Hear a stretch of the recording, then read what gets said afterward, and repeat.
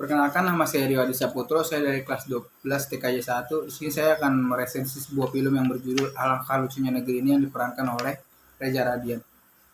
Film ini diproduksi Citra Cinema pada tahun 2010, berdurasi 105 menit, dan di produser film ini adalah Zairin Zain, penulis skenario-nya Musfar Yasin, dan disutradarai oleh Deddy Mizwar. Pemainnya itu ada Reza Radian, Deddy Mizwar, Slamet Raharjo, Jaja Miharja, Tio Pakusadewo, Asrul Dahlan, Ratu Tika Bravani, Rina Hasyim, Saputra Ginting, Sonia, dan Teke Etien. Film Alangkah Lucunya Negeri ini mengangkat cerita tentang kehidupan anak jalanan yang ada di Indonesia, khususnya di Jakarta. Dengan menonjolkan tema pendidikan, film ini bermaksud untuk menyentil masyarakat Indonesia agar sadar betapa pentingnya pendidikan untuk kemajuan suatu bangsa. Cerita bermula saat Muluk yang diperankan oleh Reza Radian yang sejak lulus S1 hampir 2 tahun Muluk belum mendapatkan pekerjaan. Dengan keadaan demikian, Muluk tak menyerah begitu saja. Pertemuan yang tak disengaja dengan pencopet bernama Komet tak disangka membuka peluang pekerjaan bagi Muluk. Melalui perkenalan itu, Komet mengajak Muluk untuk melihat markas besar yang menjadi tempat tinggal Komet bersama teman-temannya selama ini.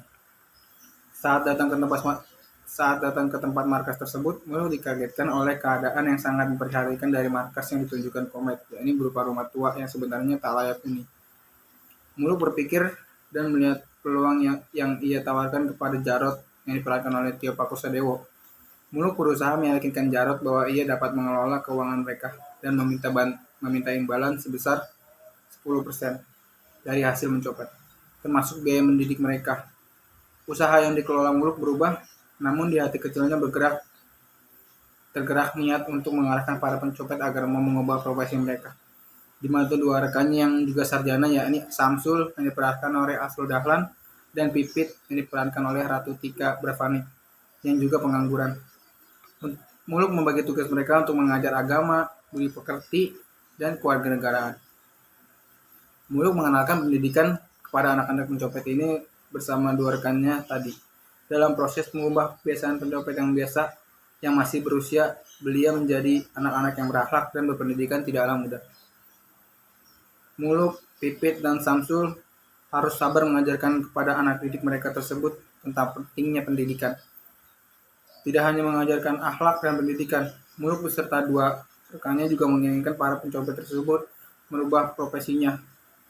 Muluk ingin pencopet tersebut yang masih muda itu mencari penghasilan dengan cara yang halal, yakni menjadi pedagang asongan. Tantangan pun muncul. Banyak para pencopet tersebut yang memberontak dan tidak ingin mengasong. Mereka ingin tetap menjadi pencopet. Tidak hanya itu, orang tua Muluk, yaitu Pak Makbul yang diperankan oleh Deddy Mizwar, dan oleh orang tua Pipit, Haji Rahmat yang diperankan oleh Slamet Raharjo tadi, serta calon mertua Muluk, Haji Sarbini yang diperankan oleh Jaja Miharja, mengetahui jika anak-anak mereka ternyata tidak bekerja di kantor besar, tapi justru bekerja di tempat yang kumuh dan mengajar para pencopet pula. Tapi para orang tua tersebut menganggap bahwa uang hasil kerja yang didapat Muluk berasal dari uang yang haram. Menurut saya dalam film ini bisa membuka mata kita bahwa masih banyak sekali anak-anak muda yang tak bisa mengakses pendidikan karena terhambat oleh biaya. Belum lagi film ini digambarkan pula tekanan sebagai seorang sarjana. Saya jadi sadar, walaupun kita punya titel di belakang nama kita, dari berbagai disiplin ilmu, nggak menjamin kita bakal gampang diterima kerja. Bahkan sekarang banyak sarjana yang nganggur. Ini bisa terlihat dari kelakuan Pipit yang sebelum menjadi pengajar. Ia sering mengikuti kuis di televisi dan kemudian hadiah sebagai jalan pintas untuk mencari materi. Ada yang menarik dari cuplikan akhir dari film ini. Ada tulisan yang diambil dari bunyi pasal 34 Undang-Undang Dasar 1945 yang berbunyi, fakir miskin dan anak terlantar dipelihara oleh negara. Ini sebagai kalimat penutup yang sangat menyentil bagi para masyarakat dan juga pemerintah. Menurut saya film ini bisa dibikin sedikit kita melek lah sama keadaan bangsa ini.